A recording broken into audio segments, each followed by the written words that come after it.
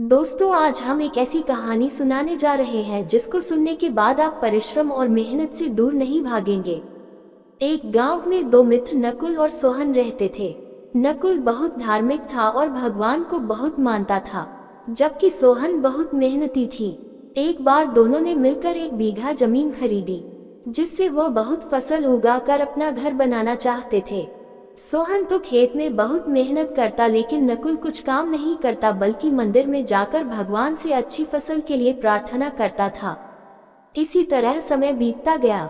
कुछ समय बाद खेत की फसल पककर तैयार हो गई, जिसको दोनों ने बाजार ले जाकर बेच दिया और उनको अच्छा पैसा मिला।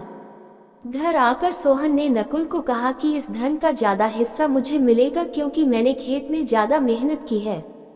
यह बात सुनकर नकुल बोला, नहीं, धन का तुमसे ज्यादा हिस्सा मुझे मिलना चाहिए, क्योंकि मैंने भगवान से इसकी प्रार्थना की, तभी हमको अच्छी फसल हुई। भगवान के बिना कुछ संभव नहीं है।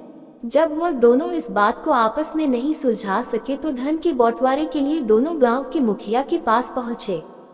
मुखिया ने दोनों की सारी बात सुनकर उन दोनों को एक एक बोरा चावल का दिया, जिसमें कंकड़ मिले हुए थे।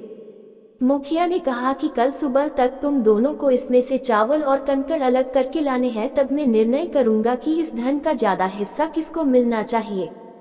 दोनों चावल की बोरी लेकर अपने घर चले गए। सोहन ने रात भर जागकर चावल और कंकड़ को अलग किया, लेकिन नकुल चावल की बोरी को लेकर मंदिर में गया और भगवान से चावल में से कंकड़ अलग करने की प्रार्थना की।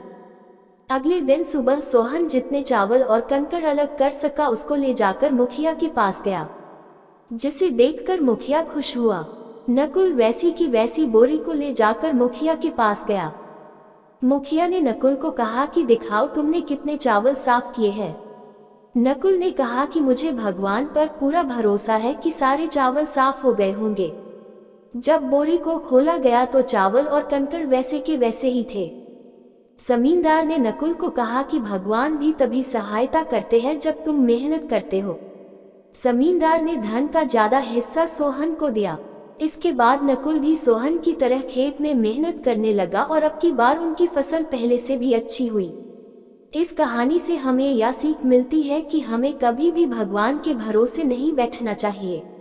हमें सफलता प्राप्त करने के लिए मेहनत करनी चाहिए। दोस्तों, अगर यह कहानी आप सभी को पसंद आए तो मेरी चैनल को लाइक, सब्सक्राइब कर बेल आइकन को दबा दीजिए।